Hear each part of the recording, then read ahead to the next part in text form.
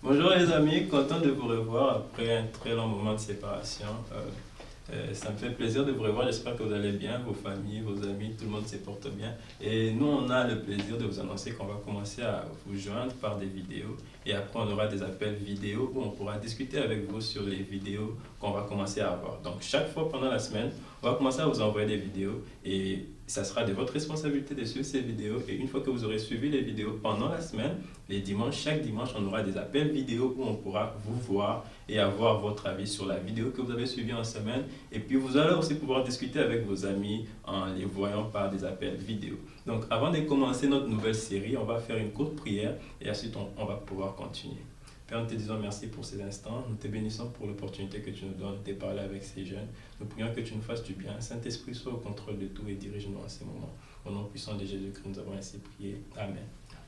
Donc, nous allons commencer une nouvelle série, comme je l'ai dit. Nous étions en train de parler de Dieu, de son amour. Mais là, nous allons commencer une nouvelle série qui s'intitule La personne divine. Comme vous pouvez le voir là, c'est une série que nous allons débuter. Et ce sera notre sujet de discussion pendant les prochaines semaines. Alors, on va commencer à parler de plusieurs éléments qui concernent la personne divine. Et tout au long de ces discussions, on va commencer à se rencontrer chaque dimanche par des appels vidéo où on va discuter de ce que vous aurez appris tout au long de la semaine sur les vidéos qu'on va vous envoyer. Donc, je répète, il y aura un moment pendant la semaine où on va vous envoyer une vidéo. Alors, parlez à papa, parlez à maman et demandez-leur de vous envoyer la vidéo. Comme ça, vous pouvez lire la vidéo, suivre la vidéo. Et après, on va discuter avec vous les dimanches sur la vidéo qui sera envoyée. Donc, si le dimanche, vous venez vous connecter sur l'appel vidéo et que vous n'avez pas suivi la vidéo qu'on vous avait envoyée pendant la semaine, vous aurez du mal à discuter avec nous parce que vous n'aurez pas l'information qu'il faut. Alors, c'est important de suivre d'abord la vidéo pendant la semaine. La vidéo sera envoyée chaque mercredi. Alors, suivez la vidéo. Vous avez mercredi, jeudi, vendredi ou samedi pour suivre la vidéo.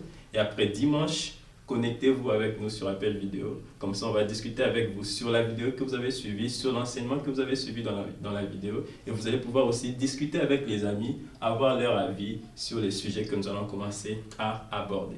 Donc, j'espère que vous allez bien et nous allons commencer notre enseignement sur la personne divine. C'est quoi la personne divine? Quand on parle de la personne divine, on dit que c'est une personne tout d'abord. Il existe des personnes humaines, il existe des personnes animales. Donc, et là, on parle d'une personne qui est divine. Une personne en tant que personnage, en tant qu'entité. Donc, ça peut être un animal, ça peut être un humain. Et là, on parle d'une personne qui est divine. Une personne qui est au-dessus de l'animal, une personne qui est au-dessus de l'humain. Une personne qui est, quand on dit divin, c'est une personne qui est parfaite, une personne qui est sublime, une personne qui n'a pas de failles, une personne dont les capacités dépassent celles de l'homme ou celles des animaux. Alors, on parle des personnes divines, mais c'est quoi cette personne divine? Là, on parle de Dieu. Dieu, en tant que personne divine, c'est une personne qui est réelle, c'est une personne qui existe, c'est une personne qui, on ne peut pas voir, parce que vous allez me dire, oh frère Nathan, on ne peut pas voir Dieu, comment on voit un animal, on voit un homme. Ouais, les personnes humaines, on peut les voir, on peut les toucher. Les animaux, on peut les voir, on peut les toucher. Mais Dieu, comme personne divine, il est invisible, mais il existe. On ne peut pas le toucher, physiquement, on ne peut pas le voir, mais il existe quand même. Alors, je vais vous donner un exemple juste pour vous montrer qu'il existe des choses qu'on ne peut pas voir, mais qui agissent dans le monde. Donc ici, on a cette machine qui produit de l'air. Une fois que je mets ça ici, on voit que ça pousse le petit papier que j'ai ici. Hop, je vais le faire de l'autre côté.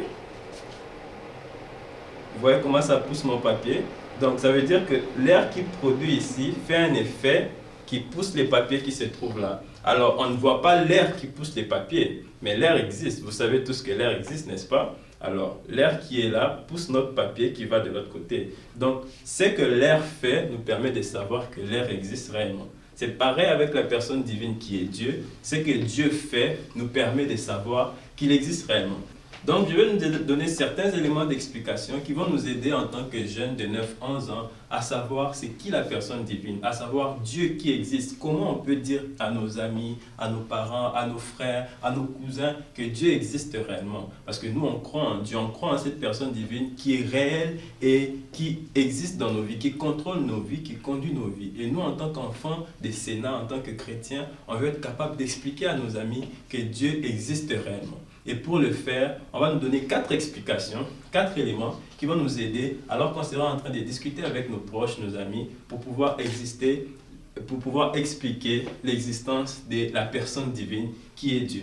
Le premier élément de réponse que je vais nous donner, c'est la création. Tout ce qui existe, existe pour un but.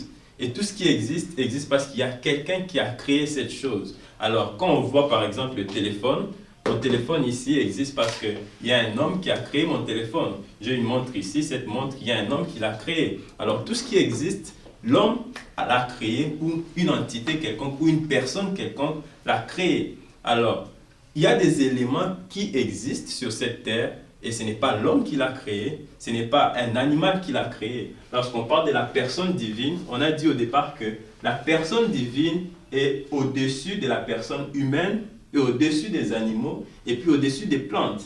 Alors, il existe des humains, il existe des personnes humaines, il existe des animaux, il existe des plantes, mais la personne divine qui est Dieu domine sur ces trois autres personnes.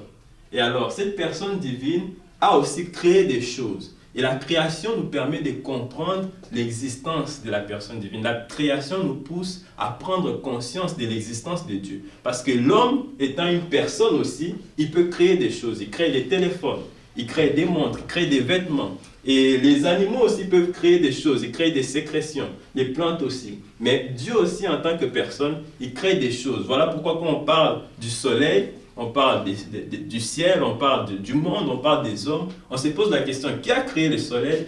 Qui a créé le ciel? Qui a créé les eaux? Qui a créé les hommes? Ce n'est pas la personne humaine qui a créé le soleil, on est d'accord. Ce n'est pas les animaux qui ont créé le ciel. Et puis ce ne sont pas des plantes qui ont créé la terre où on se trouve.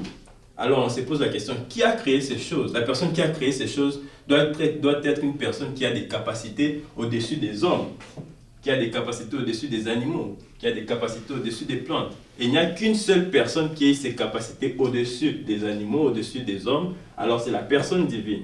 Et la personne divine, c'est Dieu. Alors, dans Psaume 19, le verset 1 à 6, la Bible nous parle de la personne divine qui est Dieu, comment il a créé le ciel, le soleil et la terre, et toutes choses, et les hommes même. On lit dans Psaume 19, le verset 1 à 6, la Bible dit « Le ciel raconte la gloire de Dieu, et l'étendue révèle l'œuvre de ses mains. Le jour en instruit un jour, la nuit en donne connaissance à une autre nuit. Ce n'est pas un langage, ce ne sont pas des paroles, on entend par leur son, cependant leur voix parcourt toute la terre. Leurs discours vont jusqu'aux extrémités du monde, où il a dressé une tente pour le soleil, et le soleil, pareil à un époux qui sort de sa chambre, s'élance dans la course avec la joie d'un héros. » Alors ici, la Bible nous parle de la création, on nous parle du soleil, on nous parle de comment Dieu a créé le soleil. La Bible nous parle du ciel, la Bible nous parle des eaux, la Bible nous parle de l'homme, la Bible nous parle du monde. C'est pour nous dire que en dehors de la personne humaine, en dehors des hommes, en dehors des animaux, en dehors des plantes, il y a une personne qui a une autorité au-dessus de ces autres personnes et une personne qui a une capacité au-dessus de ces autres personnes qui a créé toutes ces choses. Et on nous parle de Dieu, qui est la personne divine. Donc la personne divine est réelle et la personne divine existe. Alors quand tu parles à ton ami, l'une des raisons que tu vas lui donner, tu vas lui dire la création. Puisqu'il y a des choses que l'homme ne peut pas créer, même si l'homme peut créer les téléphones. Je sais que vous aimez beaucoup vos téléphones. Et maintenant là, vous êtes en train d'utiliser un téléphone, peut-être pour suivre la vidéo ou un ordinateur. L'homme a créé ces choses. Mais il y a des choses que l'homme, malgré son intelligence, malgré ses capacités, ne peut pas créer. Et parmi ces choses, on a cité le soleil, on a cité l'air, on a cité le ciel, on a cité beaucoup de choses. On a cité l'homme que tu es, que moi je suis. Alors, l'homme ne peut pas créer un autre homme. Et c'est là qu'on voit maintenant l'intervention de la personne divine. Une personne qui a plus de capacités que l'homme, une personne qui est parfaite, une personne qui est sublime, une personne qui est sans faille, une personne qui est excellente dans tout ce qu'elle fait. Et c'est cette personne-là qui, par la création, nous démontre son existence. Alors, quand tu parles à ton ami, quand tu parles à quelqu'un de ta famille et qui te demande pourquoi tu crois que Dieu existe, tu lui dis, je ne peux pas voir Dieu, mais je sais qu'il y a des choses qui existent sans qu'on puisse les voir. Tu lui donnes l'exemple de l'air. On a donné un exemple pour dire que l'air existe, même si on ne le voit pas. Alors tu vas lui dire, Dieu existe, je ne peux physiquement pas le voir, mais par ce qu'il fait, je sais qu'il existe. Par la création, je sais qu'il existe. Il a créé le soleil, il a créé le ciel, il a créé la terre, alors il existe. Alors, deuxième élément que je vais nous donner, c'est l'organisation. Alors, les choses qui existent avec un certain ordre. Et c'est là qu'on comprend qu'il y a quelqu'un qui non seulement a créé ces choses, mais il y a quelqu'un qui a aussi organisé ces choses. Parce que tout ce qu'il y a ici, vous voyez l'ordre qu'il y a ici, c'est moi qui ai organisé ces choses. Il y a un tableau, il y a des stylos, il y a un petit bonhomme ici. Je peux décider de le placer là. C'est moi qui décide. C'est moi qui décide de l'ordre que je donne. Autant Dieu aussi, lorsqu'il a créé les choses, il a ordonné les choses comment il voulait. Il a voulu que le ciel soit au-dessus et que nous, on soit en dessous. Il a voulu que le soleil soit au-dessus de nous. Il a voulu qu'il y ait de l'ordre, qu'il y ait de l'eau, qu'il y ait l'océan, qu'il y ait la mer quelque part, et puis il y ait la terre quelque part où les personnes vont habiter. Il a voulu que dans les eaux, il y ait des poissons. Il a voulu que dans les airs, qu'il y ait des oiseaux. Il a voulu que sur la terre, qu'il y ait des hommes. Alors, cette organisation, quand on se pose la question, on s'assoit, on se dit, qui crée cette organisation? Une fois de plus, ce n'est pas l'humain, ce n'est pas les animaux, ce ne sont pas les plantes. Alors, il y a une personne divine, une personne supérieure au-dessus de ces trois entités ou de ces trois personnes qui est capable de le faire. Alors, c'est la personne divine qu'on appelle Dieu. Donc, une fois de plus, Dieu existe. Et quand on veut savoir quelle explication donner aux gens autour de nous pour savoir si Dieu existe, on peut parler de la création, on a dit, le soleil, les eaux, le ciel, tout ça nous pousse à croire que Dieu existe, mais on peut aussi parler de l'organisation de tout ce que Dieu a créé. Cette organisation nous pousse à croire qu'il y a quelqu'un derrière qui a organisé cela. Tout comme moi, je peux organiser ma chambre, toi à la maison, malgré le confinement, tu dois organiser ta chambre. Tes parents te disent non, organise ta chambre. Alors, Dieu aussi a organisé les choses. Ta chambre ne peut pas être organisée si toi-même tu ne l'organises pas. Donc à chaque fois qu'il y a une organisation, ça veut dire que quelqu'un a organisé. Alors, comme il y a aussi l'organisation sur la terre, alors ça veut dire qu'il y a un être, il y a une personne divine qui a organisé les choses. Les choses ne se sont pas organisées toutes seules. Il a fallu qu'il y ait une personne divine pour organiser ces choses. Alors Dieu est une personne divine, une personne élevée en autorité, en capacité par rapport aux hommes, aux animaux et aux plantes. Et c'est lui qui a organisé ces choses. Donc, premier élément que je nous ai donné, la création, c'est que Dieu a créé, nous pousse à savoir qu'il existe. Deuxième élément que je nous ai donné, l'organisation, c'est que Dieu a créé, il les a organisés et ça nous pousse à savoir qu'il y a quelqu'un qui organise les choses et que Dieu existe. Alors je vais nous donner un troisième élément, la provision. C'est quoi la provision? C'est quelque chose qu'on nous donne. C'est quelque chose qu'on met à notre disposition. C'est quelque chose qu'on nous offre. Et la provision est sous le contrôle de celui qui offre, de celui qui donne. Et on voit des choses que les hommes peuvent donner et contrôler, mais il y a des choses que l'homme ne peut pas contrôler, il y a des choses que les animaux ne peuvent pas contrôler, il y a des choses que les plantes ne peuvent pas contrôler. Je vais te donner un exemple. Quand il pleut, qui contrôle la pluie? Est-ce que ce sont tes parents qui contrôlent la pluie? Non, je ne pense pas. Est-ce que ce sont tes amis qui contrôlent la pluie? Je ne pense pas non plus. Donc, il y a Dieu qui donne la pluie à tout le monde, que ce soit aux bons et aux méchants, que ce soit à tes amis, que ce soit à tes parents, que ce soit aux gens qui sont en Afrique, que ce soit les gens qui sont en Europe, peu importe où tu te trouves, c'est Dieu qui donne la pluie à tout le monde. Et c'est Dieu aussi qui fait lever le soleil. Quand tu te lèves le matin et tu vois le soleil, qui permet à ce que le soleil puisse être levé, que tu puisses voir le soleil, c'est Dieu qui le fait. Alors ce sont ces choses-là qu'on appelle la provision. Ce sont des choses que Dieu nous donne indépendamment de notre propre volonté. Ce sont des choses que Dieu nous donne et nous, on n'a pas le contrôle dessus. C'est Dieu seul qui a le contrôle dessus. Alors, cette provision nous pousse aussi à savoir qu'il y a quelqu'un derrière qui nous donne.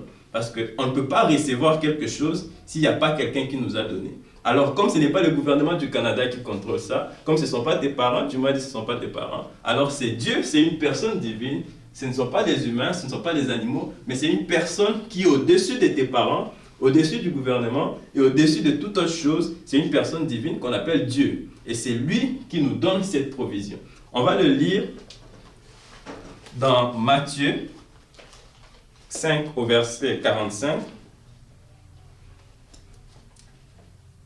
La Bible nous dit, « Afin d'être les fils de votre Père céleste, en effet, il fait lever son soleil sur les méchants et sur les bons, et il fait pleuvoir sur les justes et sur les injustes. » Comme on vient de le lire, la Bible nous dit que Dieu donne le soleil aux bons et aux méchants, et il fait pleuvoir sur les justes et sur les injustes.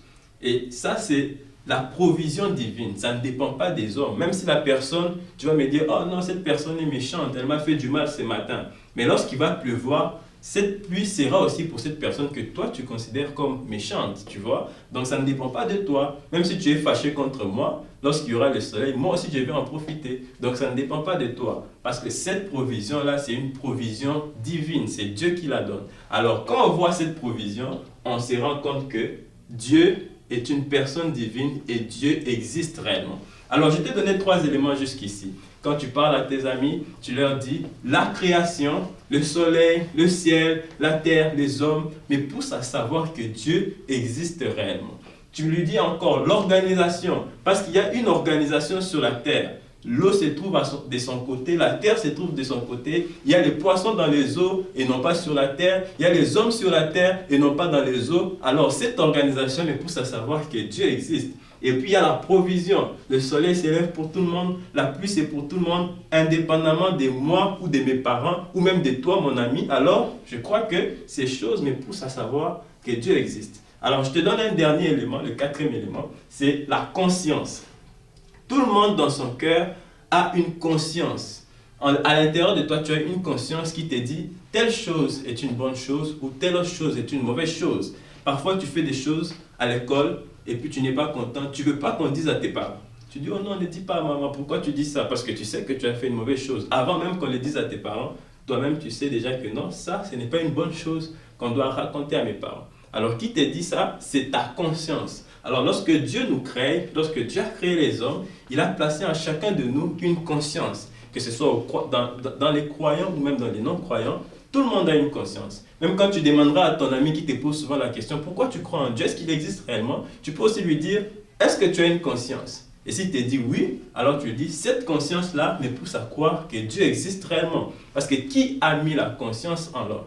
Si on se pose la question de savoir qui a mis la conscience en l'homme, ce n'est pas l'homme qui place en lui-même la conscience, ce ne sont pas les animaux qui placent en l'homme la conscience, et ce ne sont pas les plantes qui placent en l'homme la conscience. Alors c'est Dieu qui a créé l'homme, qui vient placer en lui la conscience du bien et du mal. À chaque fois qu'il y a cette petite voix qui te dit, ça c'est mauvais, ça c'est bien, c'est la conscience que Dieu a mise en toi. Alors cette conscience-là vient me pousser encore et te pousser toi et moi à croire que Dieu existe réellement. Alors on va lire dans la parole, dans Romains 2, 14 à 15, je répète, Romains 2, 14 à 15. La Bible nous dit, quand les non-juifs qui n'ont pas la loi font naturellement ce que prescrit la loi, ils se tiennent lieu en loi à eux-mêmes, bien qu'ils n'aient pas la loi. Ils montrent que l'œuvre de la loi est écrite dans leur cœur, car leur conscience en rend témoignage et leurs pensées les accusent ou les défendent tour à tour. C'est pour dire que la conscience est inscrite dans nos cœurs. Et même sans qu'on puisse connaître Dieu, et même sans qu'on puisse croire en la personne divine qui est Dieu, il y a déjà une conscience en nous qui nous accuse et qui nous dit si on a fait quelque chose de bien et qui nous dit si on a fait quelque chose de mal. Et cette conscience, la Bible nous dit, c'est Dieu qui a placé cette conscience en nous. C'est Dieu qui a inscrit cette conscience en nous. Et cette conscience nous pousse à savoir qu'on est dans le bon ou dans le mauvais. Alors, 4 éléments je t'ai donné. Le premier élément, la création. Le soleil, la terre, le monde me pousse à savoir que la personne divine qui est Dieu existe réellement. Même si je ne peux pas le voir, même si je ne peux pas le toucher, mais ce qu'il a créé me pousse à savoir qu'il existe. Et puis il y a l'organisation. Toutes ces choses sont bien organisées, bien placées dans leurs endroits respectifs, sans un mélange, sans un désordre. Alors cela me pousse à croire que puisqu'il y a un ordre, il y a quelqu'un qui a placé cet ordre et alors cette personne, c'est la personne divine qui est Dieu. Et puis il y a la provision, c'est que Dieu donne. Le soleil, la pluie, il les donne à tout le monde, indépendamment de ma volonté, de la volonté des parents, de la volonté du gouvernement, de la volonté de mes amis. Alors je crois que c'est Dieu-là qui donne les choses sans que quelqu'un d'autre puisse le contrôler, et au-dessus des hommes, au-dessus des animaux, et il existe réellement. Et puis il y a la conscience que Dieu a implantée en nous, que Dieu a inscrite en nous, et cette conscience nous pousse à savoir qu'est-ce que nous faisons, si ce que nous faisons est bon ou mauvais. Et cette conscience, la Bible nous dit que c'est Dieu qui l'a inscrite en nous. Et cette conscience me pousse aussi à savoir que Dieu existe réellement. Donc 4 éléments que je nous ai donnés pour nous aider lorsqu'on parle à nos amis, lorsqu'on parle à nos proches, lorsqu'on parle à nos familles, lorsqu'on parle à n'importe qui nous pose la question, est-ce que Dieu existe réellement? Tu ne peux pas le voir. Mais pourquoi tu dis qu'il existe? D'abord, tu lui dis que dans la vie ou dans le monde, il existe des choses qu'on ne peut pas voir, mais qui existent réellement, comme l'air. On a vu que l'air fait des choses, on ne peut pas le voir, mais il existe réellement. Par exemple, la joie aussi. Je peux être joyeux, tu ne peux pas voir ça, mais ce que je fais te prouve que j'ai la joie. Alors Dieu aussi, physiquement, on ne peut pas le voir, mais ce qu'il fait, les choses autour de nous, nous poussent à savoir qu'il existe réellement. Donc nous avons parlé de la création, nous avons parlé de l'organisation, nous avons parlé de la provision et nous avons parlé de la conscience. 4 éléments. Et après, je nous donne donc rendez-vous le dimanche lorsqu'on aura notre réunion sur Zoom. Vous allez me dire ce que vous en pensez. Si vous avez des questions, si vous avez des problèmes, s'il y a des choses qui vous ont posé problème quelque part, laissez-nous savoir par l'appel vidéo qu'on aura dimanche. Alors soyez prêts à vous connecter dimanche avec des questions. Et puis s'il y a quelque chose qui vous a manqué, vous pouvez toujours revoir la vidéo pour voir qu'est-ce qui vous a manqué et essayer de mieux le comprendre. Et si vous ne comprenez toujours pas, alors qu'on va faire notre vidéo sur appel vidéo dimanche, dis à maman et à papa, s'il te plaît, connecte-moi dimanche parce que je veux parler avec les leaders pour savoir tel point et tel point que je n'ai pas compris. Donc, je rappelle, nous sommes en train de parler d'un nouveau sujet qui est la personne divine. On est en train de parler de Dieu comme personne divine. On a dit qu'il existe des personnes humaines, il existe des animaux, il existe des plantes, mais la personne divine est au-dessus de toutes ces personnes-là et contrôle toutes ces personnes. Alors, la personne divine existe. On ne peut pas voir Dieu physiquement, mais il existe à cause de ce qu'il fait. Et alors on a dit, les éléments qui peuvent nous pousser à croire en l'existence de Dieu, il y a la création, l'organisation, la provision et la conscience. Alors, pour finir, on va faire une dernière prière et après je vais te donner rendez-vous au dimanche prochain pour notre appel vidéo. Alors, je vais te demander de fermer les yeux et prier avec moi. Père, nous te disons merci pour la grâce que tu nous as faite. Nous te disons merci éternel pour ces moments que nous avons passés. Continue à nous enseigner par ton esprit et continue à nous garder unis en ces moments difficiles. Garde nos familles, garde chaque enfant éternel chez lui et Seigneur, continue à nous faire du bien. Au nom de Jésus-Christ, nous avons prié.